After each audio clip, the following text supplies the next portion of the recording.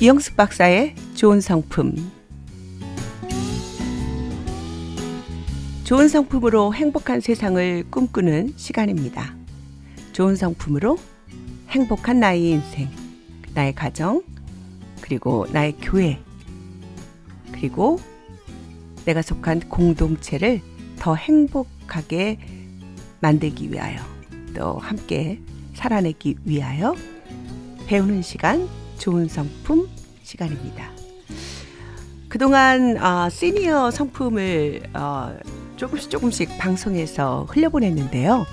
의외로 많은 관심들이 이곳에 집중되어 있다는 것을 알게 되었고요. 그리고 죽음학에 대해서 조금씩 방송 중에 펼친 것들을 조금 더 자세히 알고 싶다라고 하는 그런 댓글들이 올라와서요. 제가 오늘은 조금 더 깊이 죽음학에 대해서 이야기를 하고, 죽음학의 대가이신 정신의학자이고 호스피스 운동의 선구자 엘리자베스 퀴블러 로스의 그분이 말하는 죽음학에 대해서도 이야기하지만, 성경에서는 또 이 죽음을 어떻게 생각하는지 그 죽음을 한번 함께 생각해 보는 시간을 갖도록 하겠습니다. 아이고, 좋은 성품으로 행복한 세상을 꿈꾸는 시간이라면서요. 그런데 웬 죽음이요? 의아해 하는 분들도 계실 것 같아요. 그리고 왠지 죽음 그러면 인류가 가장 두려워하는 단어이잖아요. 여러분은 어떠세요? 가장 무섭고 두려운 것이 죽을까 봐 혼났어, 죽는 줄 알았어, 막 우린 이렇게 말하죠. 우리 감정의 가장 극한 상태, 가장 두려움의 극치, 죽음입니다. 그런데 우리가 이 죽음에 대해서 그 두려워하는 이유는요, 우리가 잘 모르기 때문에 그럴 거예요. 우리가 어떤 대상에 대해서 확신이 없고 잘 모를 때는 공연한 두려움들이 많이 있는 법이죠. 그래서 오늘은 더 잘 살기 위해서, 더 행복한 인생을 위해서 죽음이 무엇인지 생각해 보고 어떤 죽음을 맞이할 것인가를 생각해 보는 것은 오늘을 어떻게 살아갈 수 있는지를 또 묵상해 보는 시간이기도 될 것 같습니다. 그래서 오늘은 죽음학에 숨겨져 있는 좋은 성품을 함께 생각해 보는 시간이 되겠네요. 죽음이란 세상에 고치를 남기고 나비되어 훨훨 날아가는 것. 죽음은 그저 한 집에서 더 아름다운 집으로 옮겨가는 것이다.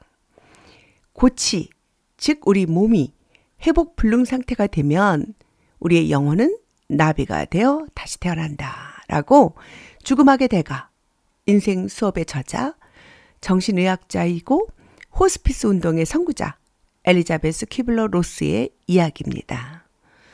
그는 그가 쓴 책에서요, 충만한 삶, 존엄한 죽음이라고 하는 책을 통해서 무엇을 이야기했을까요?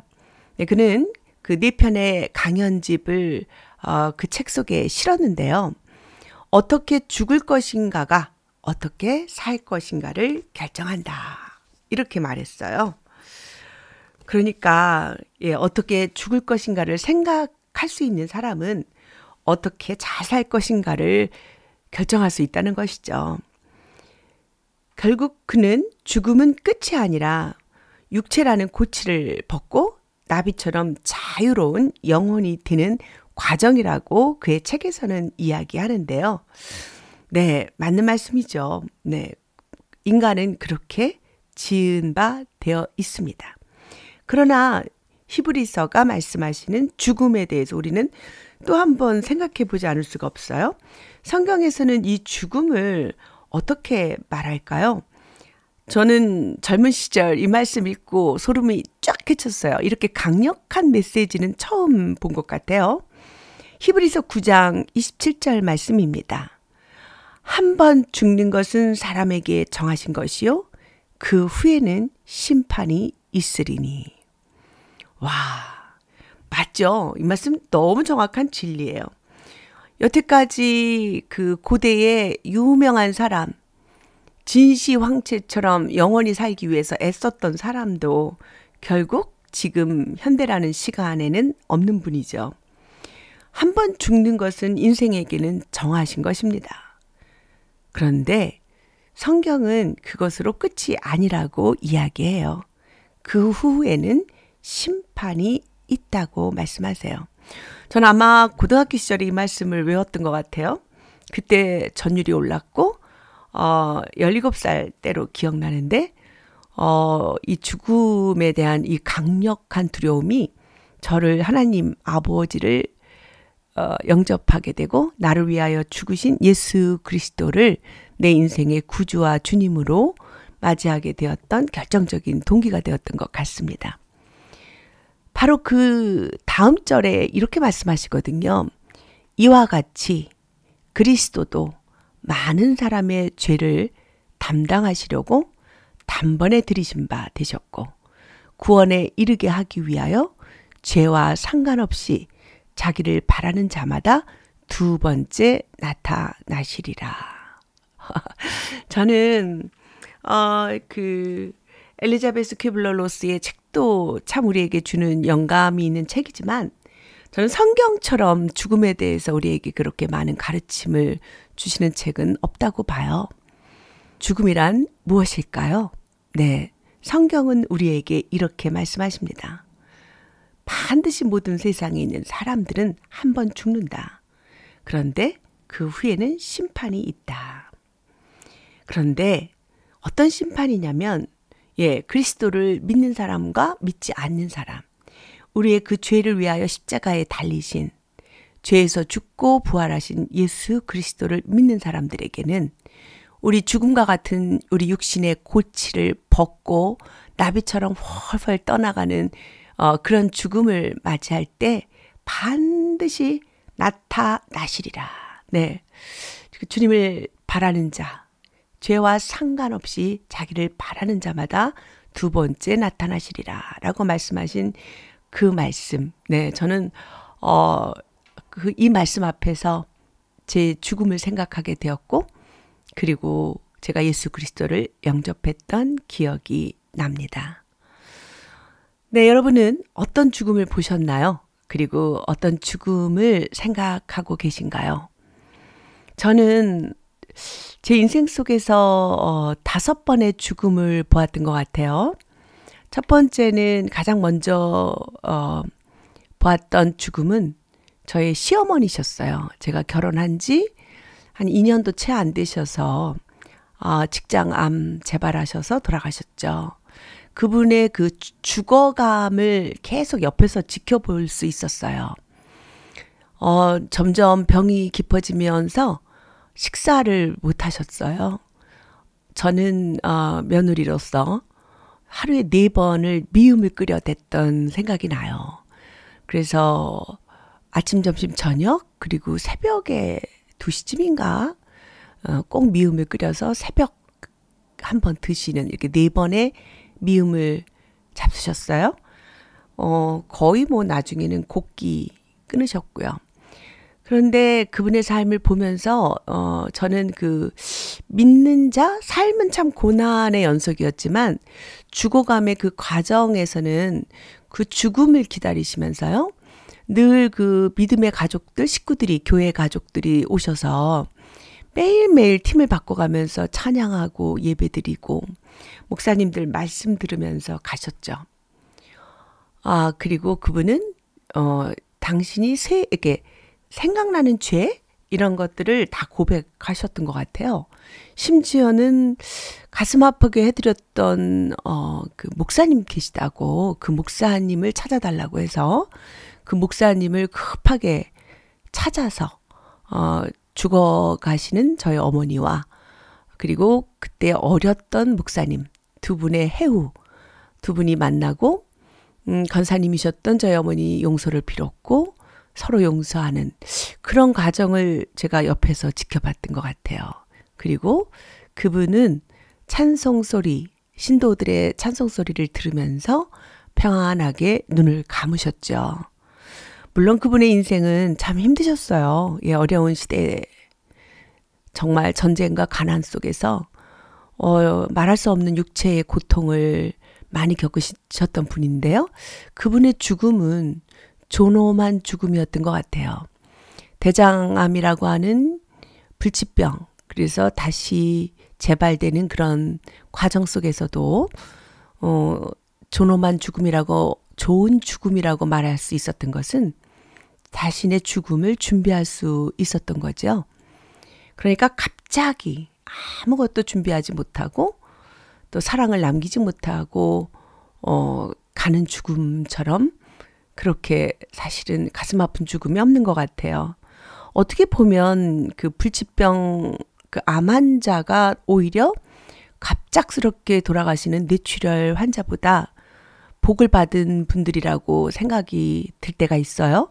그것은 당장 죽음을 맞이하는 것이 아니라 죽어감의 시간을 통해서 좋은 죽음을 준비할 수 있다는 거죠. 여러분 어떻게 생각하세요? 좋은 죽음은 저는 그 막혔던 관계들을 다시 헐고 지금 저희 어머니가 하셨던 것처럼 서로 용서를 구하고 사랑하는 가족들에게 마지막 인사들을 나누고 환송잔치를 하는 그런 그 기쁨의 이별의 잔치가 바로 좋은 죽음이 아닐까 생각합니다. 네, 노래 하나 듣지요? 좋은 나무 성품학교가 만든 노래 듣겠습니다.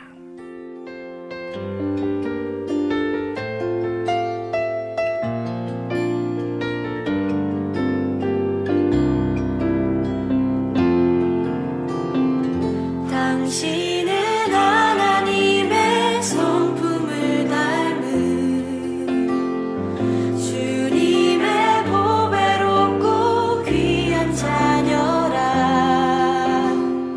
당신의 아름다운 성품이 흘러 세상을 변화시키리.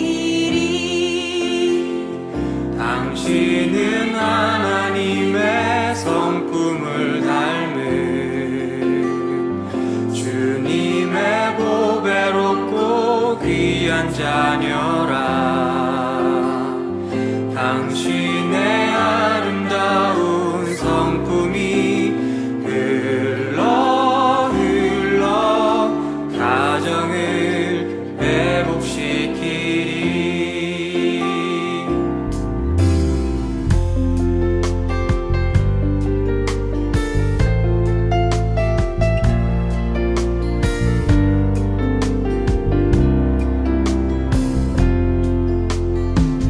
당신은 하나님의 성품을 닮은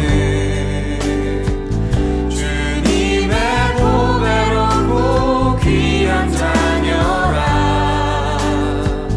당신의 아름다운 성품이 흘러 교회를 새롭게 하리.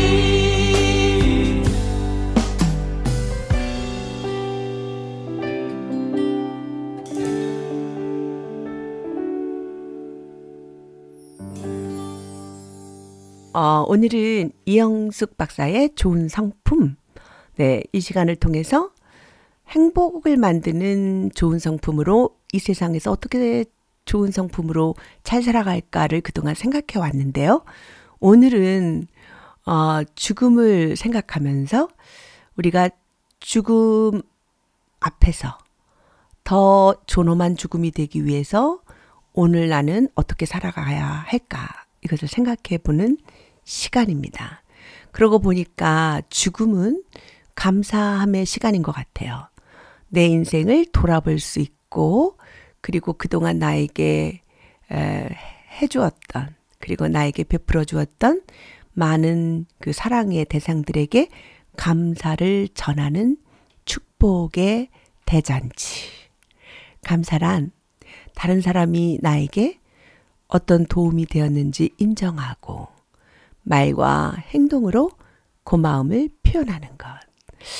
그런 시간이 그 죽음의 시간, 죽음을 맞이하신 분의 그 한 시점에서 이루어진다면 너무 아름다운 대잔치일 것 같아요. 네.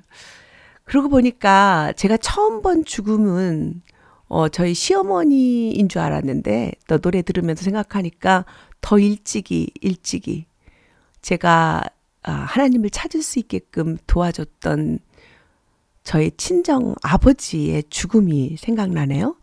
저는 지금까지도 제 아버지는 이렇게 제게 믿음의 유산을 많이 남겨주셔서 그런지 제 가슴 속에 살아계세요. 그래서 이렇게 죽은 그 순간 죽으심에 대해서 그 죽음에 대해서 제가 이렇게 잊어버리고 살았던 것 같아요. 그런데 저희 아버지의 죽음은 제게는 참 특별한 시간이었어요. 중3 때였거든요. 그러니까 제가 고등학교 2학년 때 주님을 영접했어요. 중3 때 저희 아버지의 죽음을 보고 난 후에 아주 큰 충격을 받았기 때문이죠. 저희 아버지는 특별한 죽음을 저희에게 보이셨어요. 사실 저희 아버지는 육체적으로는 굉장히 약하시고 연약해 보이시는 분이셨습니다. 네, 6.25 전쟁 때 이북에서 남한으로 홀홀 단신 저희 온 가족들을 북에 두고 삼형제만 피난길을 떠나셨다고 해요. 그래서 이 아무도 없고 먹을 것도 없고 이 전쟁 중에 이남으로 피난 오면서 네, 병을 얻으셨어요. 그리고 그 병은 평생 동안 저희 아버지의 약함이 되셨죠. 피난 오셔서 만난 분이 저희 어머니. 저희 어머니의 지극한 정성과 사랑으로 저희 아버지 아마 그 당시 몇 년 못 사신다고 하셨는데 네, 그 오랫동안 사셨어요. 저희 집은 저희 어머니가 봉양하는 그 음식들이 창고에 가득 있었어요. 뭐 여러 가지 있죠. 뭐 들깨 엿서부터 시작해서 또 그 보양식으로 잡수시는 그런 그 당시 그 보신탕? 또 고기 또 삶아 놓은 고기들, 계란들 뭐 하여튼 그 창고에 가면 아버지만 잡수실 수 있는 그 수많은 진미들이 있어서 제가 몰래 들어가서 살짝 먹곤 했죠. 그런데 드디어 저희 아버지가 이제 죽어감의 시간들이 오랫동안 계셨어요. 학교에 가려고 하면 저는 오늘은 학교에서 돌아오면 우리 아빠 살아계실까? 이런 걱정하면서 학교에 갔던 생각나요. 근데 우리가 이 죽음이라고 하는 것이 정말 두려움은 그냥 바로 하루 이틀 앓다가 돌아가시면 가장 행복한 죽음인데 사실은 그렇지 않잖아요. 이 죽어감의 시간이 길어갈수록 정말 많은 사람들은 그 가족들이 지치는 것에는 틀림이 없어요. 그런데 그 믿음의 가정들의 특징은요, 그 죽어감의 시간을 참 그 신앙의 연속점으로 보시더라고요. 온 저희 큰아버지, 작은아버지, 온 식구들 모여서 찬송을 그렇게 불렀어요. 저는 그 아버지 돌아가시는 아버지의 죽음을 기다렸던 그 시간이 가장 많은 성경과 가장 많은 찬양 소리를 들었던 시절이었던 것 같아요. 그런데 아버지의 죽으심의 시간, 그날을 저는 잊지 못하겠어요. 저희 온 가족이 그 모여서 아버지의 죽음 마지막 순간을 함께 지키기 위해서 모였는데요. 정말 많은 찬송을 부르고 있을 때 저희 아버지가 숨을 이렇게 그 몰아쉬시면서 벌떡 일어나셨어요. 저희는 깜짝 놀랐죠. 그리고 이렇게 얘기하셨어요. 이제 하나님 아버지가 나를 데리러 오신다. 이러면서 천군 천사가 내 앞에 있네.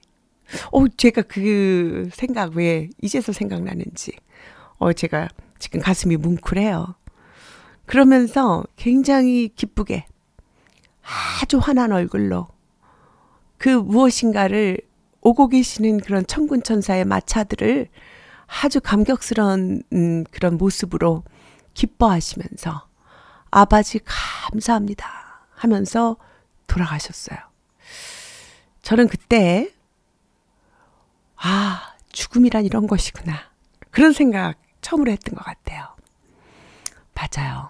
죽음은 끝이 아니었어요. 저희 아버지는 저희에게 그것을 가르쳐 주셨던 것 같아요. 죽음이 끝이 아니다.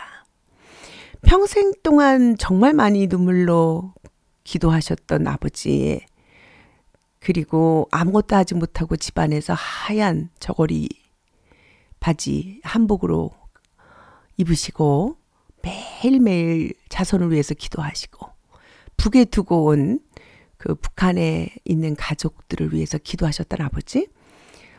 어떻게 생각하면 인간적으로는 그 인생이 기도만 하고 가신 아버지라고 생각이 드는데요. 근데 또 지금 생각해 보니까 그의 자손들, 저희가 이남 1녀인데요. 다 전도자의 사명을 갖고 있어요.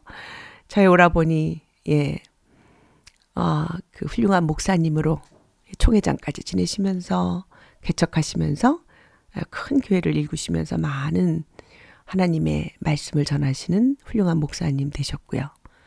저 역시 교육으로 북한 선교를 꿈꾸며 북한의 좋은나무 성품학교 인평양, 아버지의 고향에 좋은나무 성품학교 학교를 세우려고 꿈꾸는 사람이 되었고요. 그리고 그 사명을 위하여 한국과 미국을 오고 가는 순례자의 길이 제 인생이 되었고요. 저의 남동생 역시 전도 폭발 리더로서 정말 전도하는 것이 그 사람의 인생의 목표가 되는 것처럼 살고 있습니다. 그러니까 그 죽음은요, 어떻게 생각하면 비참한 것, 두려운 것이 아니라는 거죠. 특별히 그 부활하신 예수 그리스도를 믿고 있는 믿음의 자손들은 더욱 그렇죠. 저희 아버지의 죽음만 생각해도 이렇게 우리에게 많은 깨달음을 갖게 하잖아요. 그런데 저는 그 아버지가 주신 노래가 있어요. 제 강의 때도 많이 사용했던 노래인데요. 저희 아버지가 늘 불렀던 노래가 있었습니다. 태산을 넘어 험곡에 가도 빛 가운데로 걸어가면 주께서 항상 지키시기로 약속한 말씀 변치 않네. 그러니까 그 노래를 부르면 저희 아버지가 생각나요. 저 9살 때 교회에서 야외 예배를 소풍 갔는데 그 보물찾기 해서 1등 했어요. 저희 아버지가. 근데 그 보물찾기 1등 상을 그냥 주는 게 아니라 노래를 불러야 준다는 거죠. 저는 늘 저희 아버지가 기도만 하셨기 때문에 찬송은 못한다고 생각했거든요. 나무 뒤에 숨어서 가슴을 콩탕콩탕 뛰면서 9살짜리 딸아이는 걱정했죠. 우리 아버지 노래 못하는데, 우리 아버지 기도밖에 못하는데. 그런데 우렁찬 소리가 들렸던 거예요. 네, 태산을 넘어 험곡에 가도 빛 가운데로 걸어가면. 저는 깜짝 놀랐어요. 1절 했는데 많은 사람들이 앵콜! 근데 저희 아버지 1절, 2절, 끝까지 3절 다 불렀습니다. 그 다음부터 그 노래는 저의 노래가 되었어요. 그때 제 나이 9살이었는데요.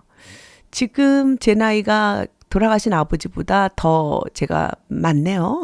그 당시 아버지 63세에 돌아가셨는데, 제가 그 나이보다 훨씬 더 지났어요. 그런데 잊혀지지가 않아요.